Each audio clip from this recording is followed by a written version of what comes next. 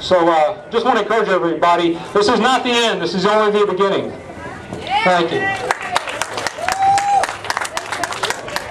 We need to talk about a few more fundamentals.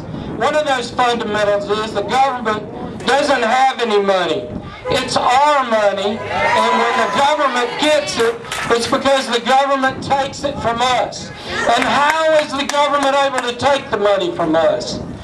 We let them take it from us, and we don't do anything about it. Now, if we got up there and raised Cain with the people we send up there, and the other people did, we wouldn't have this problem about too much money.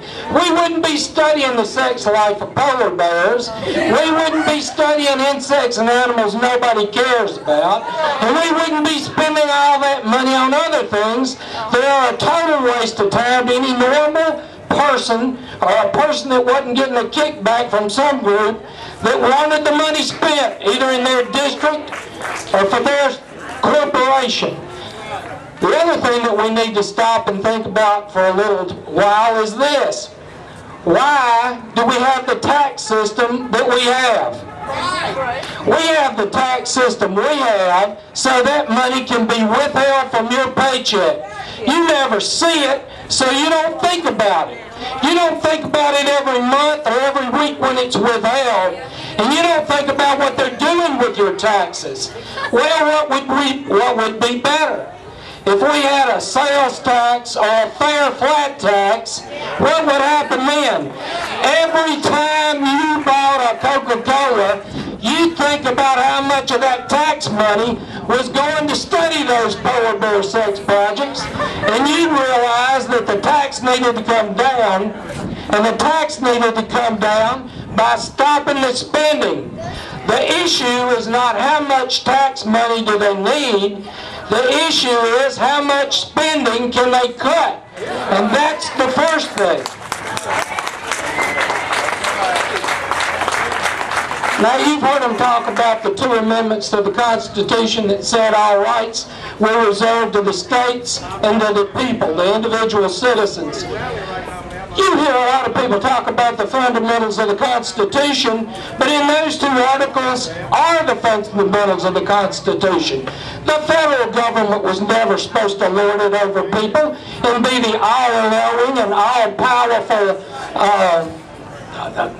dictatorial, aristocratic government that we have today. And if you don't think that the United States Senate hasn't become an aristocracy, then you're not watching CNN or Fox News. That's all I can tell you. We need to stress those 2 constitutional amendments. We need to remember that the state legislatures can institute constitutional amendments, and we need to get them to use that power to change the Constitution, to make the central government less powerful and the states and the people more powerful. Some people say, well, I don't know if the states can do that. Do you think they can screw it up any more than the federal government is screwing it up? I mean, you know, get a life. We've got people in Washington, we have an American ship seized, and it takes them days to decide whether or not to go in after them. We find out that we've signed off on a treaty that says if we capture pirates, we're supposed to take them somewhere in Europe so they can get a fair trial. Well, back in 1804, we had a pirate problem over there in Tripoli. You've heard the Marine Corps hymn from the shores of from the halls of Montezuma to the shores of Tripoli. The Tripoli issue was an issue with pirates off the coast of Tripoli that had been taking American ships and seizing American crews.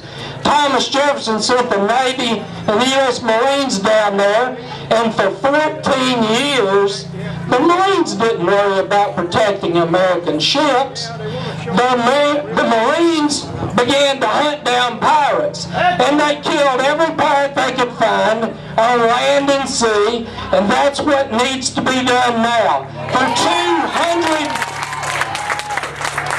It took them 200 years to forget that, and it'd take them another 200 years if we had the if we had the courage that those SEALs had to get in there and get after them again.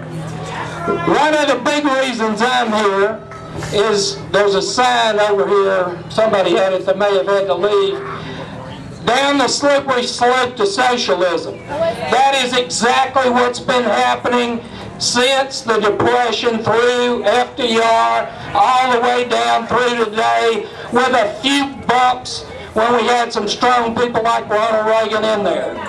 Socialism means that the government is going to take our money away from us and give it to people that vote for them. Look around you.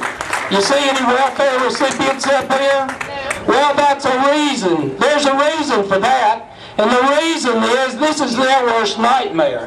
Their worst nightmare is that the people are going to rise up and do something about this redistribution of wealth. Forget the word tax. Don't use that word anymore. Use this word, redistribution of wealth.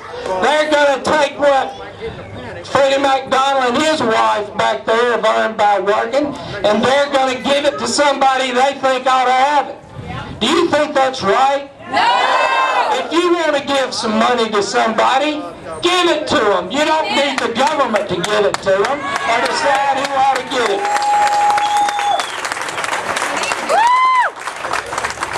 Now there's two kinds of welfare in this country. There's the welfare for the rich, which is centered around Wall Street, and there's the welfare for the poor. And to be frank, both of them are just as insidious as the other. We've seen what's going on with all this bailout. How many of you have had your business bailed out? Just raise your hand. How about Miss Carbone? You still back there? Anybody come down there to bail out Dockside or Angel? Anybody come over there to bail out Cafe Amore or any of these other places? No, they ain't, and you're never going to see it.